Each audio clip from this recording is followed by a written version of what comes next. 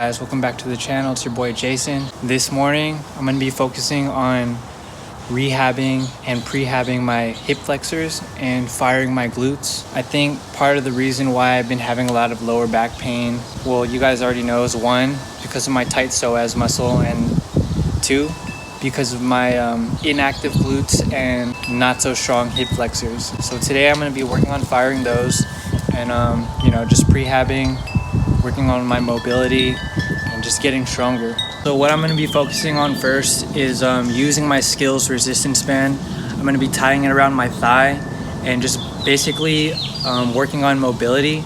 It's going to help me activate my glutes as well as lengthen and engage my hip flexors. The second thing I'm going to do is some kettlebell work. Kettlebells are always good for mobility and functional training. The kettlebells are a dynamic tool that help develop strength and mobility at the same time, as well as flexibility. And I'm also going to be working on my pso-rite. I'm going to be using my pso-rite massage release tool just to help loosen up my psoas muscle and just fire up all the right places. Maintenance work is the life of a martial artist. You can't just be training hard all day every day. If you want to keep training hard for a long time, you got to make sure you're taking care of your temple. Make sure you're taking care of your body. And with the time we all have now at home, these are some exercises you might be able to incorporate. Again, I'll be linking all the products in the description and the comments below, so you can find them there. So what I like to do from this position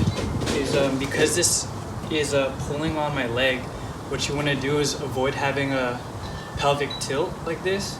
So what I have to do is engage my glutes to fire them up. And in return, what happens is your hip flexor starts lengthening and also getting stronger too. This will also help release your hip flexors by doing this lunging motion over here. And you just play around with it. I like to do these prehab exercises in an intuitive manner. So I'll move my body, my ligaments, my joints in directions and positions I feel just would benefit. So it's kind of playing it by ear. And you can actually approach this resistance band training laterally. So you can do lateral steps as well. Because the inclination for the band to pull you can see I have to stabilize my core, my glutes, my groin, my hip flexors, everything in this glute trunk area. People often wonder why having tight hips can lead to lower back pain.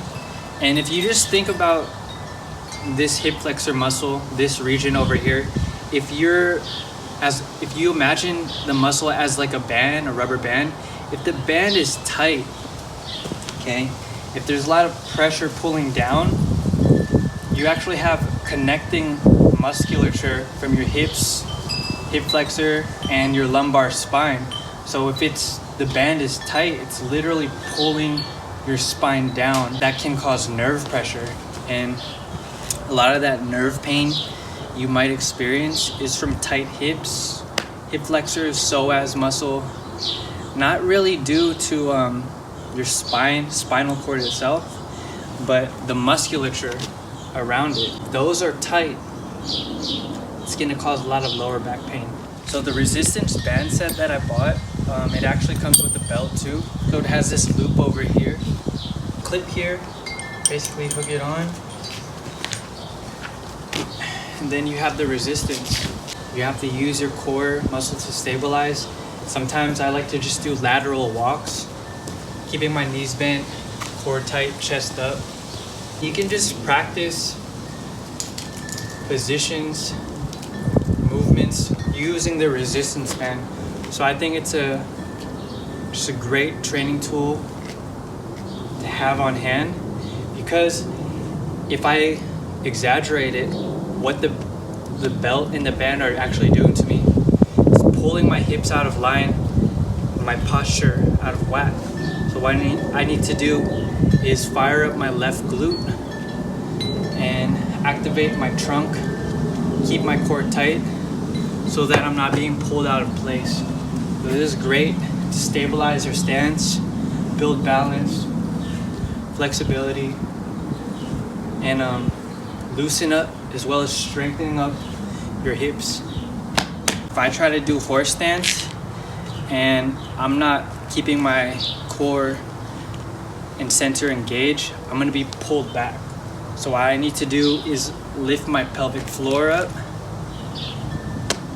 keep my core tight, just keep everything engaged. Now what I'm gonna be doing is just some basic kettlebell deadlifts. This is to help you become aware of your structural integrity, just basically how your spine is functioning. I like to do these slow and methodical.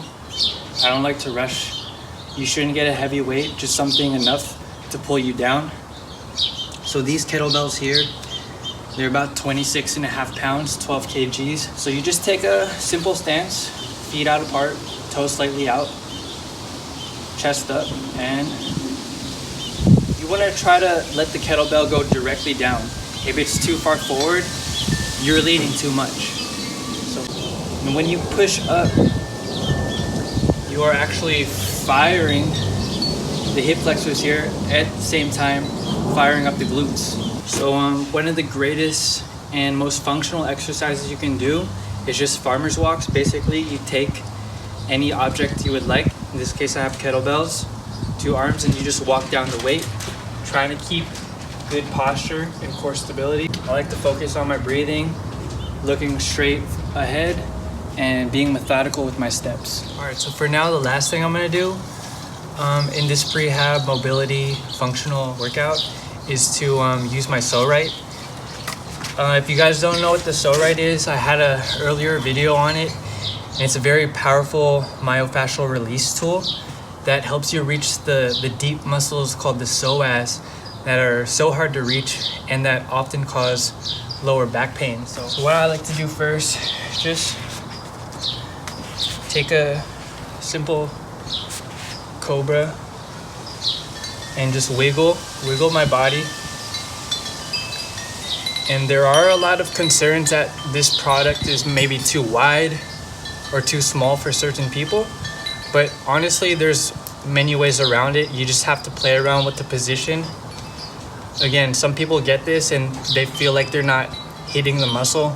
It just takes time and experience to be able to settle in and find the right trigger points. So don't give up if you got the pso-rite. I like to play around this position for a little bit, and then from here I'm gonna slowly slide into a plank position. So this is the next level of pressure. So as you're doing this, you want to try your best to avoid bones like your ribs and organs. If something is feeling too sharp, or it's like you're feeling kind of gassy in that area, you want to just perhaps wait before you do this. What you don't want to do is eat right before you use the pso-rite. I like to do this first thing in the morning on an empty stomach, and after a few hours after I've digested. And from the plank position, again, everything is intuitive and based on your own feeling. Again, I like to keep wiggling around, and then what I'll do is inch up higher to get a little lower into my hip flexor psoas area and still keep up that rocking and wiggling motion. If you want to start hitting a certain spot, for example, my right side is a little tighter, I'll shift a little bit more onto my right, and then right about here, this is the spot. And once I've hit the psoas muscle, I literally feel like a tearing, like my muscles kind of just slowly, the fibers loosening up and separating. Not in a bad way, like I'm tearing a muscle. It's like a good burning, relieving pain. Everything is intuitive. Like I've been saying, one of the key themes is just to try to navigate where it feels good without compromising any bones or organs. And there you guys have it. Psoas muscle release by the pso-rite. Everything is going to be in the link in the description. All the products are there, and these are products that are unsponsored and that I just personally use. So everything that I recommend is just based on my experience. They help me, and they might be able to help someone else out there. So that concludes the end of this video. If you guys like this video, please give it a big thumbs up. If you guys are not already subscribed, please hit the subscribe button for all my future content. Until next time, guys, this is your boy Jason signing in, signing out. Peace.